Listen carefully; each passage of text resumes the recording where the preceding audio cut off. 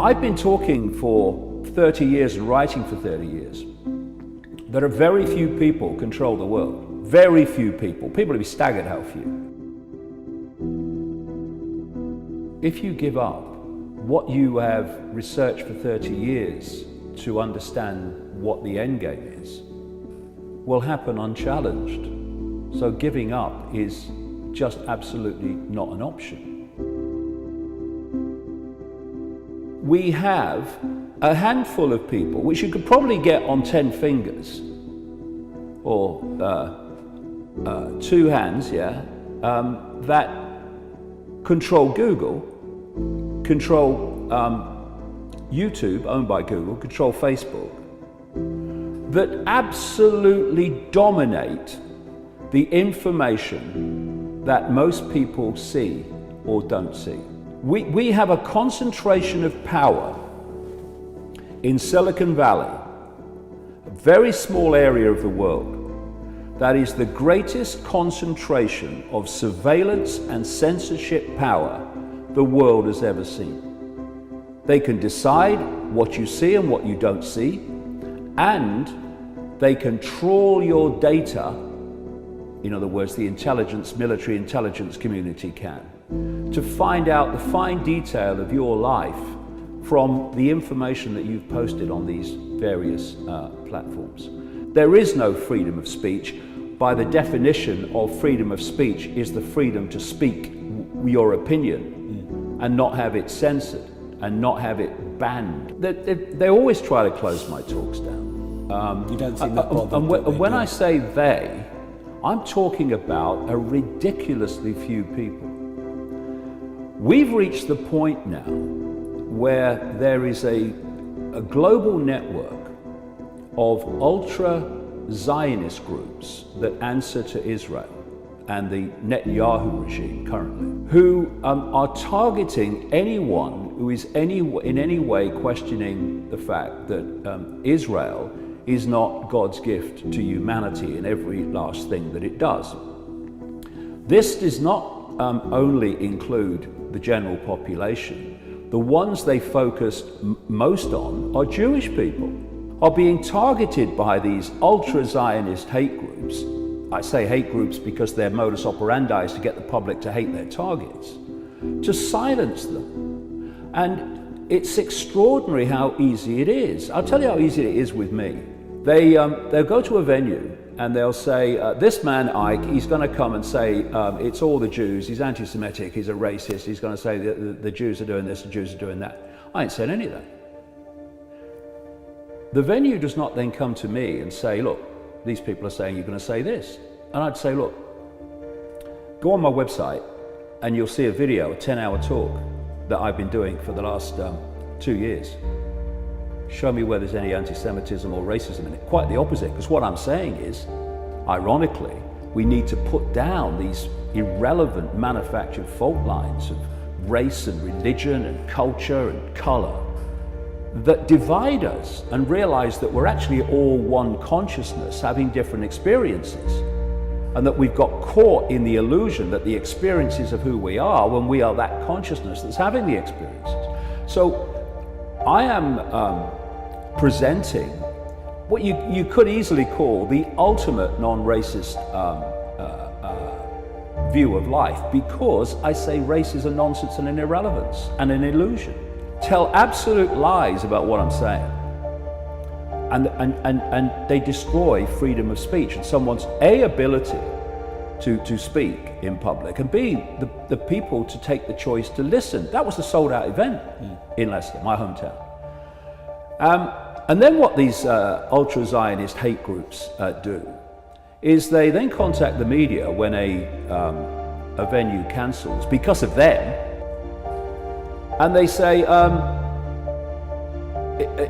the event's been cancelled because the venue realised he's a Holocaust denier and an anti-Semite. Of course, the media then repeat that, and you see a headline like Holocaust denier David Icke's event cancelled. And when this has appeared on these mainstream news sites on the internet, I've contacted them, every single one. I don't usually, but in this case you have to. And I've said, before I call my lawyers, would you please send me the evidence you have to support that headline? In every single case, bar none, they take it down in minutes, because they have none. All they've done is repeated what these ultra-Zionist hate groups have said.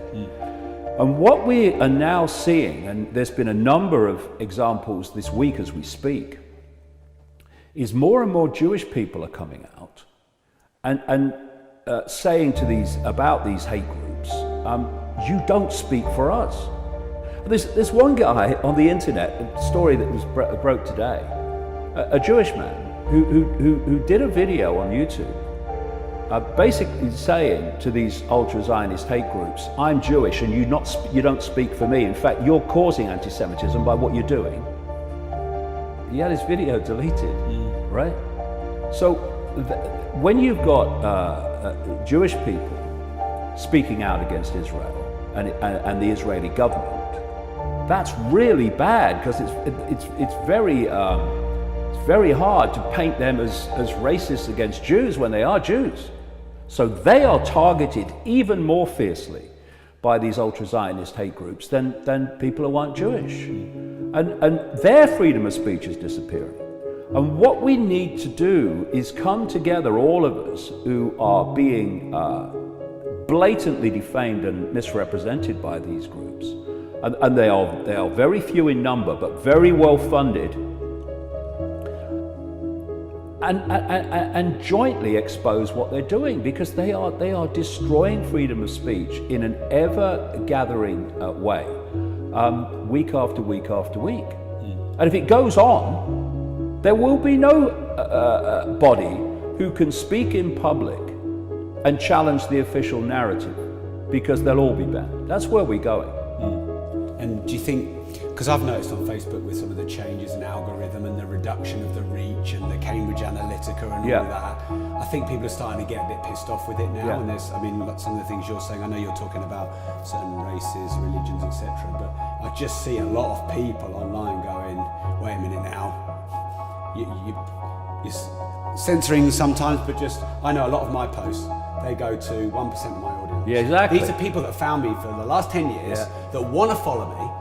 And I've built this over time. This is the ghost banning group. And if it's not in the format that they want, so like video, they'll do it. But So do you think people are like, had enough now? Oh, they're getting sick of it. Of course, they're getting sick of it as they begin to understand the scale of it and where this ultimately is going to lead, which will be silencing any dissent whatsoever. That's what it's all about. And you know what sickens me more than anything else about these ultra-Zionist hate groups is that they are exploiting. I mean, it almost is incomprehensible to think that they are exploiting what happened to Jewish people in Nazi Germany. Something I'm supposed to be denying according to them. They are exploiting the horrors of what happened to Jewish people in Nazi Germany, and others, by the way, to pursue an agenda of silencing dissent today. That is beyond sickening, turns my stomach. And they need to be called out on it. Because, in terms of me, they've taken on the wrong guy. Because I don't give a damn what people think of me. But I do give a damn about people having a right to have an opinion, even if I don't agree with it. And a lot of people, when they're faced with this, they run or they give up. When people try to silence me, I just run at them even quicker. And if you don't give up, and you speak your truth, and you're not spewing out hatred and all this other stuff, but you're talking about the need to love each other and the need to put down the fault lines that divide us, then it's a power in itself which true hatred, which is that trying to silence you, can't cope with. When true hatred, like these ultra-Zionist hate groups, come into conflict with true hatred, which is some of these far-right operations, then that's a different dynamic, because that's hate fighting hate. But when hate's trying to silence, or hate trying to silence hate, but when hate's trying to silence someone who's trying to articulate our hatred is how we got into this mess. How allowing the fault lines to divide us is how we got into this mess. Then that dynamic is different. And that's why they struggle with that.